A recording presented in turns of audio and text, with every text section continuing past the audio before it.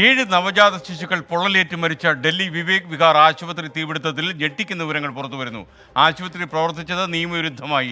Allopathy ഡോക്ടർക്ക് പകരം ഡ്യൂട്ടിയിലുണ്ടായിരുന്ന Ayurveda doctor.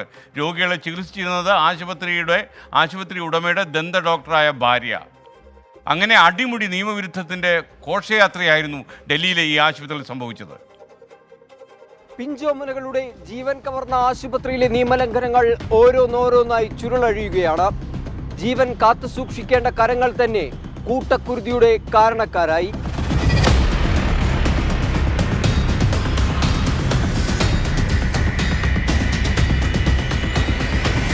വൻ തീപിടുത്തത്തിന് കാരണമായ വിവേക് വിഹാറിലെ ആശുപത്രിയിൽ കൃത്യമായി എന്താണ് സംഭവിച്ചതെന്ന് കണ്ടെത്താനുള്ള ശ്രമത്തിലാണ് പോലീസ്. ആശുപത്രി അഗ്നിസുരക്ഷാ സംവിധാനങ്ങൾ ഇല്ലാതെ പ്രവർത്തിച്ചതെന്നാണ് പോലീസിന്റെ പ്രാഥമിക നിഗമനം. ഇതുമുതൽ അങ്ങോട്ട് തുടങ്ങുന്നതാണ് ആശുപത്രിയിലെ ഗുരുതര വീഴ്ചകൾ. മാർച്ച് 31-ന് അവസാനിച്ച ലൈസൻസ് ആശുപത്രി അധികൃതർ പുതുക്കിയിട്ടില്ല.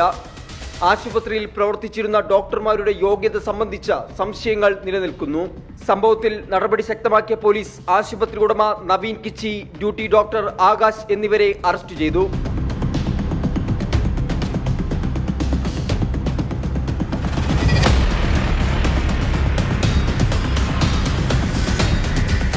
Duty doctor Akash Ayurveda doctor എന്നാണ് പോലീസ് വെളിപ്പെടുത്തിയിരിക്കുന്നത്. ആശുപത്രി ഉടമയുടെ ദന്ത ഡോക്ടറായ ഭാര്യയുടെയും നേതൃത്വത്തിലാണ് ചികിത്സകൾ നടന്നതെന്നും കണ്ടെത്തിയിട്ടുണ്ട്.